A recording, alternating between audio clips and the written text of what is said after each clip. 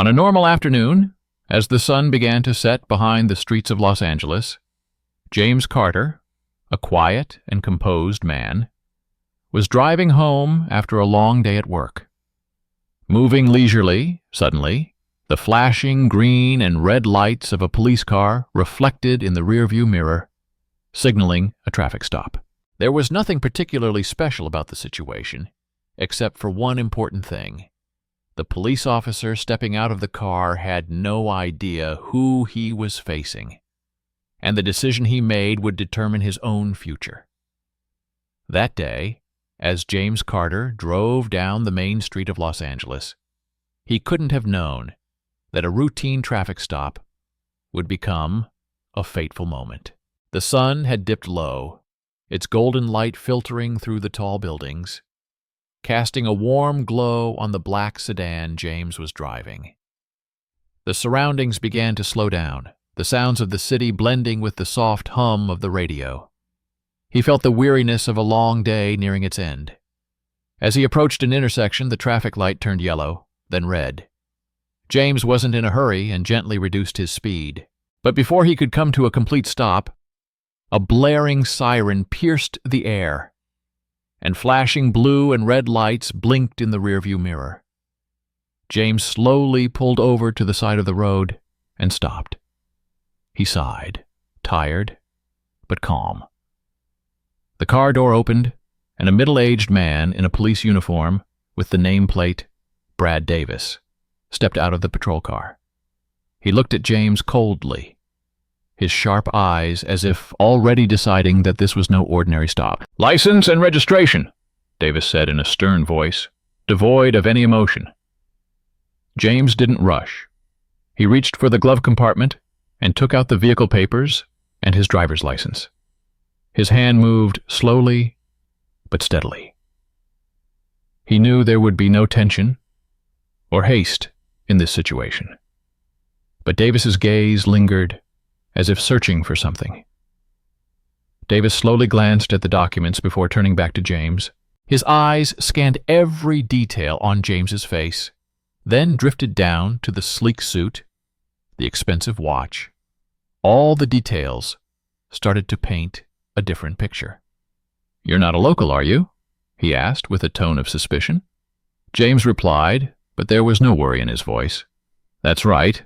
I just moved here a few months ago. My address is on the papers." Davis didn't quite catch the words James had just spoken.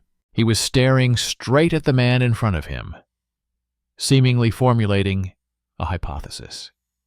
His next questions were no longer about the traffic violation, but had shifted to something else entirely.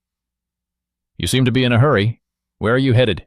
Davis asked, his tone now tinged with doubt, as though he had decided something was off.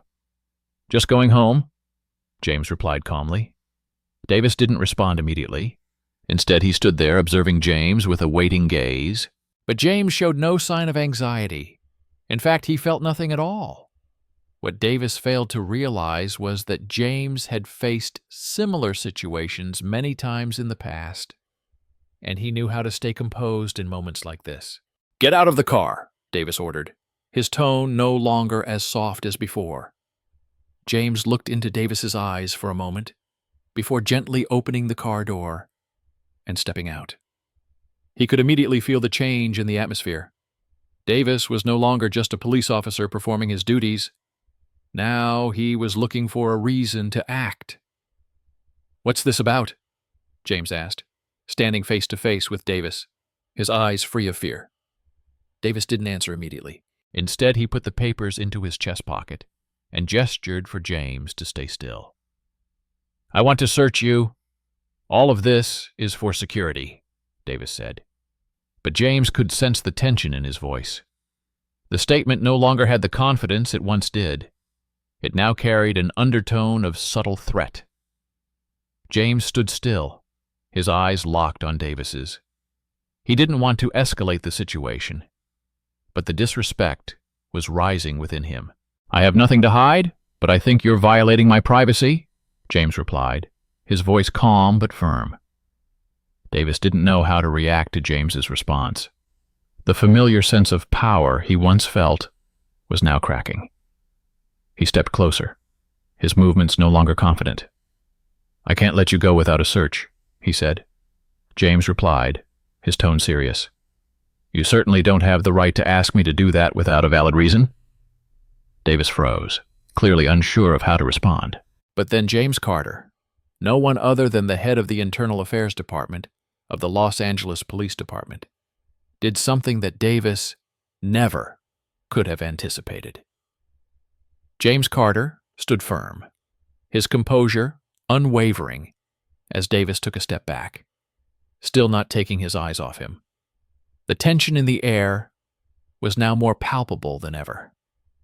James didn't let Davis's disrespect affect his mindset.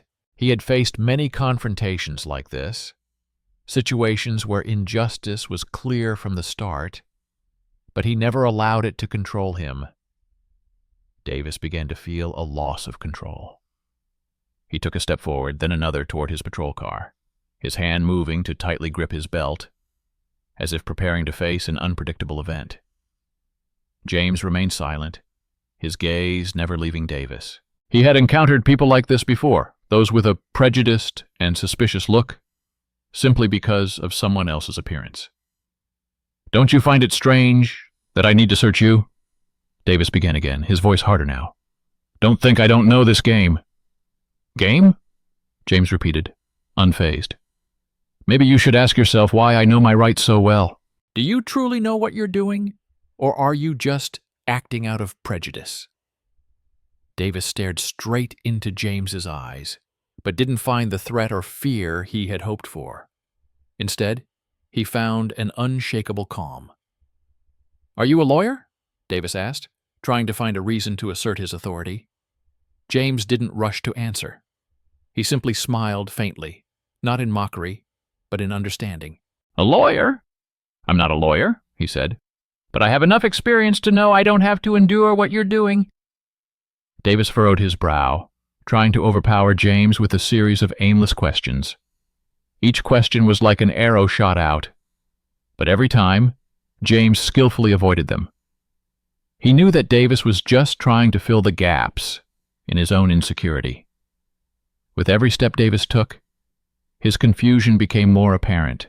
"Try it," Davis growled, his eyes narrowing in defiance. "You think you can talk to me like this and not pay the price?" James didn't respond immediately. He locked eyes with Davis and slowly took a card from his jacket pocket. "Davis," he said, his voice calm but filled with authority, "do you realize what you're doing? I think it's time for you to know who I am." As James opened his wallet and pulled out a silver badge, Davis's expression shifted instantly. This badge wasn't like anything he had seen before. It bore the words, "Head of Internal Affairs, Los Angeles Police Department," along with a gleaming emblem. Davis froze, his mouth opening but no words coming out. His confidence shattered completely. James was not just an ordinary man, not some innocent person being harassed. He was a person of power, someone standing right here to confront deeper issues, not just a traffic violation. "That's right," James continued, his tone unchanged. "I am the head of Internal Affairs. My job is to oversee the behavior of officers like you, and I will not stand by while actions like this take place." Davis turned away, not knowing what to say. His eyes were still glued to the badge, unable to escape the shame that James had imposed on him. He couldn't believe he had dared to treat someone with such authority like this. The truth hit him like a ton of bricks, and everything changed in an instant. "You think this is about me and you, don't you?" James asked, his voice low but resolute. "But it's not just about us. It's about everything you represent." Davis couldn't respond, standing there as if waking up from a bad dream. James didn't need to do anything else. His words were enough. He returned the badge to his wallet, but Davis's gaze never wavered. "The most important thing you need to understand," James continued, "is that your job isn't about showing off your power. It's about protecting the people you serve. And I will make sure you understand that." Davis stood frozen, his eyes unable to leave the badge in James's hand. The situation had completely shifted. In that moment, all the confidence and power Davis thought he had crumbled like mist under the morning sun. The truth James revealed was too clear to deny. "Aren't you surprised?" James asked, his tone gentle, yet challenging. "I understand to you I'm just another man driving a car. But this is no longer just a traffic stop, is it?" Davis couldn't answer. From the moment James had pulled out the badge, he felt the air around him change. Everything had suddenly become far more serious. There was an undeniable pressure, as if everything he had done before was now laid bare before James. "You know," James continued, his words slow but resolute, "treating people fairly isn't a special request. It's the minimum we should do."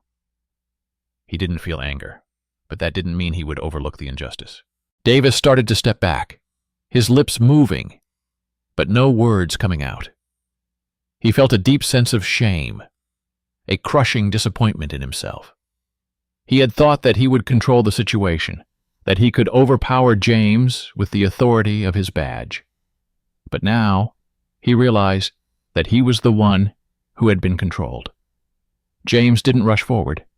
He gave Davis a moment to process everything. The silence, though not what James had hoped for, was an essential part of forcing Davis to confront the truth about himself.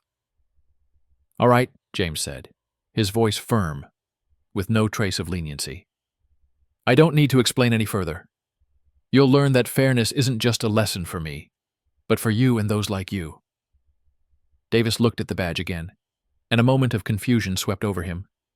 He realized that he wasn't just facing a man he could easily dismiss. He was facing a symbol of the very system he served. And now he had to admit that the respect he thought he had no longer existed. "So what do I do now?" Davis asked, his voice weaker, as if he had lost the self-assurance he once had. James didn't immediately respond. He just stood there, observing Davis with eyes that weren't full of reproach, but understanding. "I think the important thing is that you need to learn how to respect others, not because they have power, but because they are human beings. Do you understand?" Davis nodded, but his face remained full of shame. A long silence followed, broken only by the sound of cars passing by on the streets of Los Angeles. James didn't feel any joy from seeing Davis endure this embarrassment, but he knew that if he didn't force Davis to face it, he would never change. "Get back to your work," James continued, his anger now completely gone. "But I want you to remember one thing. This is your one chance to change. I hope you won't let it slip by." Davis didn't respond, standing there as if his legs could no longer hold him. He couldn't comprehend how a routine traffic stop could have changed him so deeply. But the truth was, this was no ordinary stop. This was a confrontation between what was wrong and the possibility of change. James didn't rush as he returned to his car. A sense of calm had settled back into him after the intense confrontation. Everything seemed to have found its place in his mind. He knew that in this moment, everything he had done wasn't just about handling a disrespectful cop, but preparing for larger steps. He wasn't merely protecting his own rights. He was indirectly sending a much bigger message to the entire justice system. As he closed the car door and started the engine, a light breeze swept through, bringing with it the cool air of Los Angeles. The atmosphere inside the car suddenly became silent, with only the soft hum of the engine filling the space.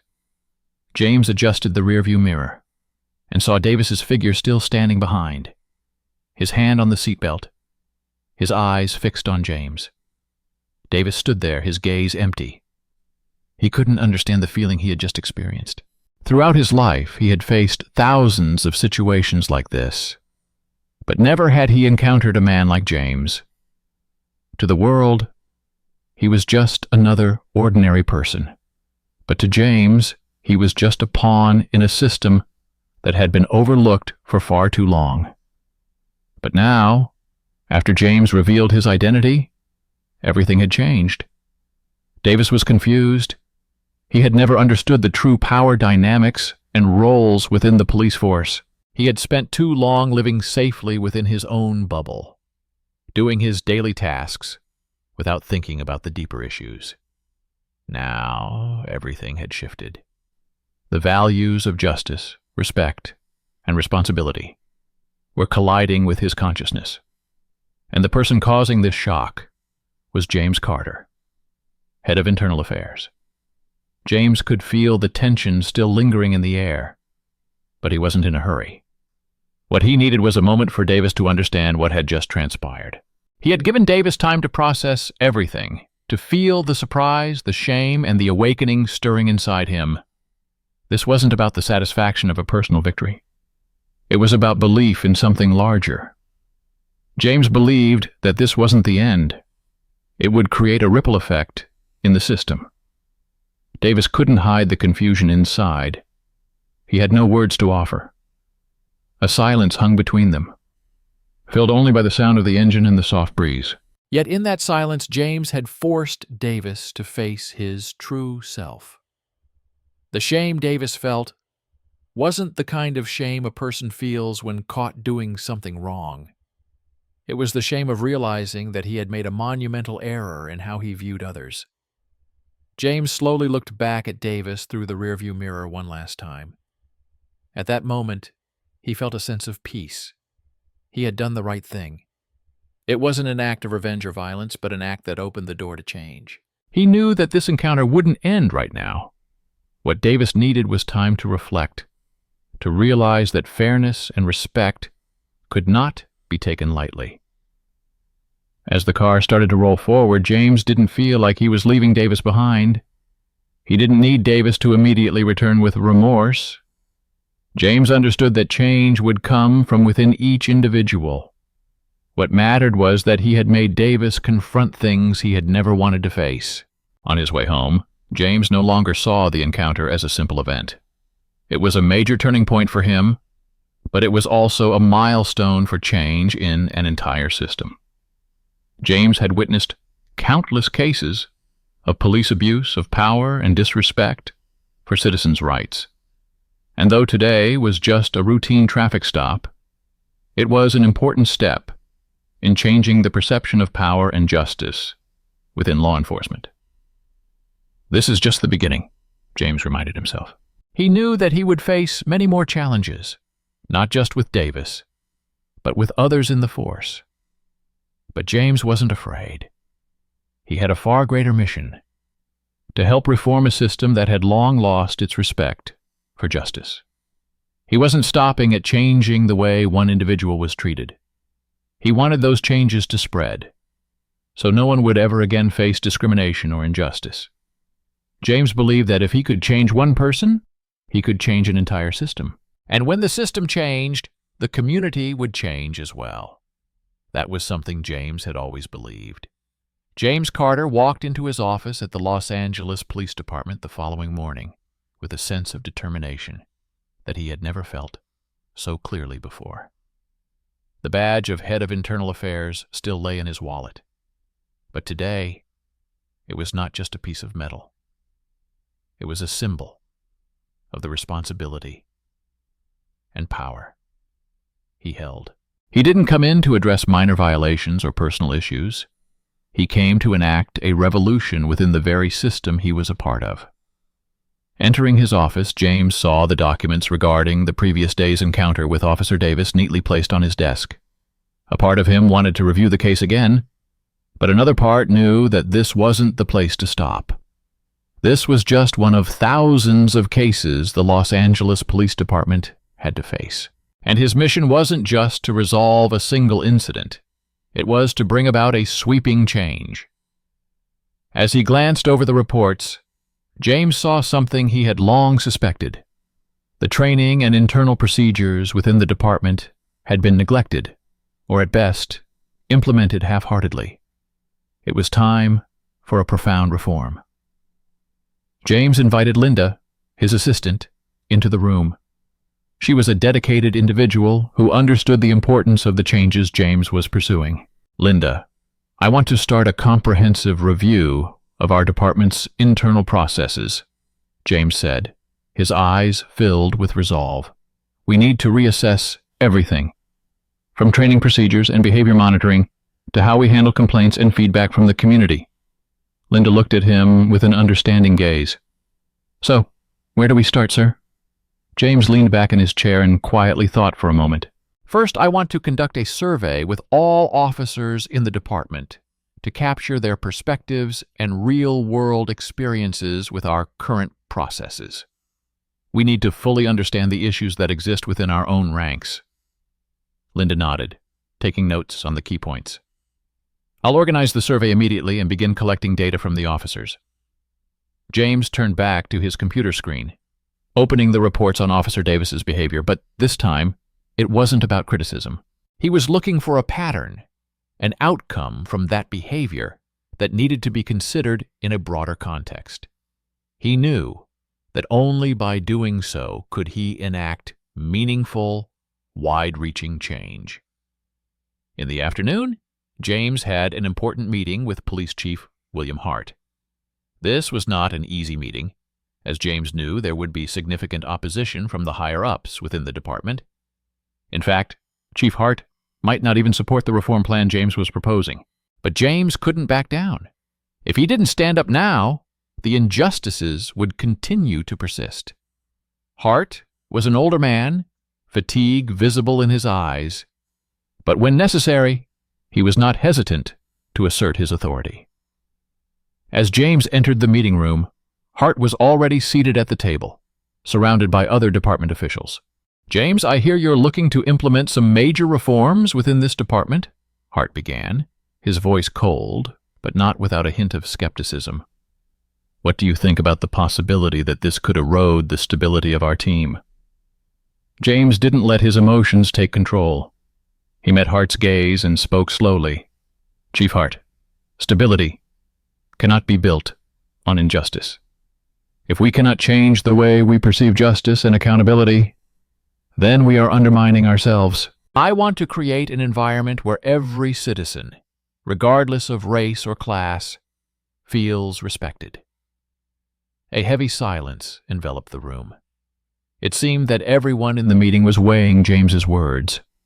Hart didn't respond immediately, but James could sense a shift in the atmosphere. Finally, Hart sighed and nodded. "All right, I'll agree to let you begin the survey and reassess the procedures," he said. "However, remember that all changes must be made in an organized manner and with the consensus of the entire department." James smiled, feeling a sense of relief. "Thank you, Chief. I won't do this alone. I'll need support from all departments to ensure we do this right." In the following weeks, James dedicated all his time to conducting surveys with officers, discussing the issues they faced in their work. The more he listened, the more he realized that the problem was not just about the wrongful actions of a few individuals, but rather a system that had become outdated, lacked effective oversight, and had insufficient training measures in place. James recognized that the officers didn't lack work skills, but they were deficient in handling interpersonal communication and managing real-life situations.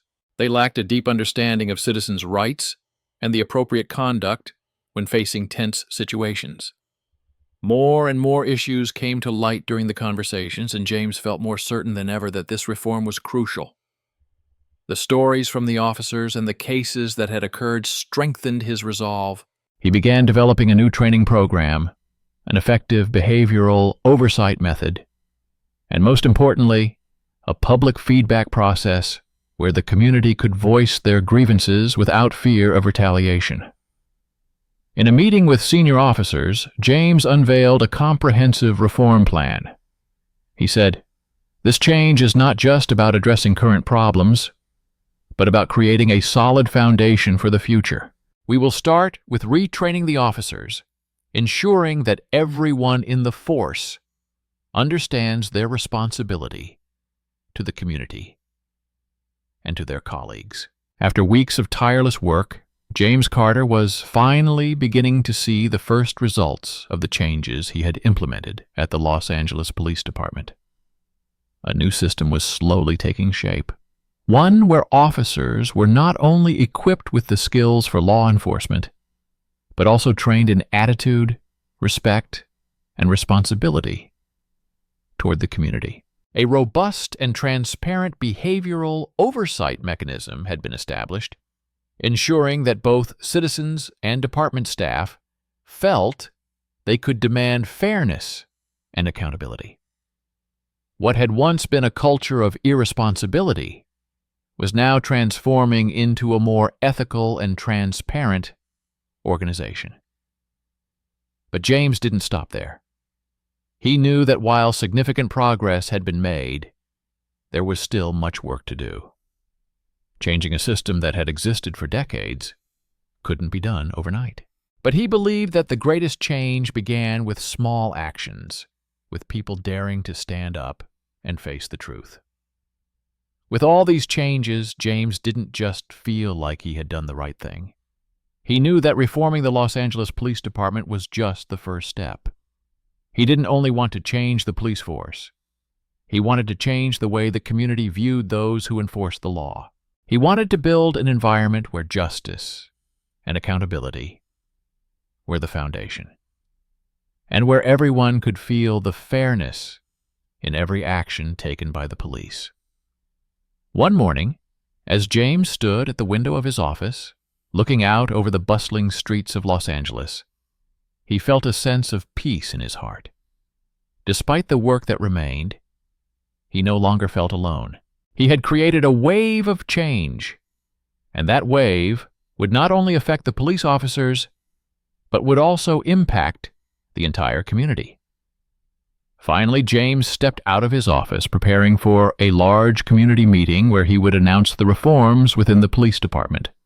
He knew that not everyone would agree with these changes, but he also understood that this was part of the reform process, and the applause he would receive at the end of his speech wouldn't be his ultimate goal. Instead, true change would come when the community began to feel the difference in the way officers treated them.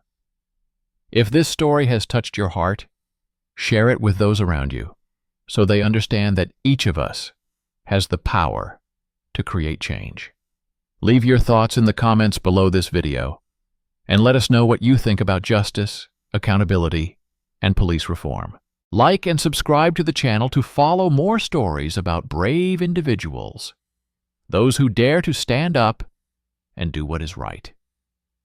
We will continue to bring inspiring stories of real change, where every action can have a powerful impact. Let's start important conversations together. Conversations that not only change individuals, but also change society. Because only when we start can we see a better future where justice truly exists and grows in every action we take. Thank you for joining us in this story. Don't forget to like and subscribe to the channel to follow our upcoming stories. Share your thoughts, and let's create change together.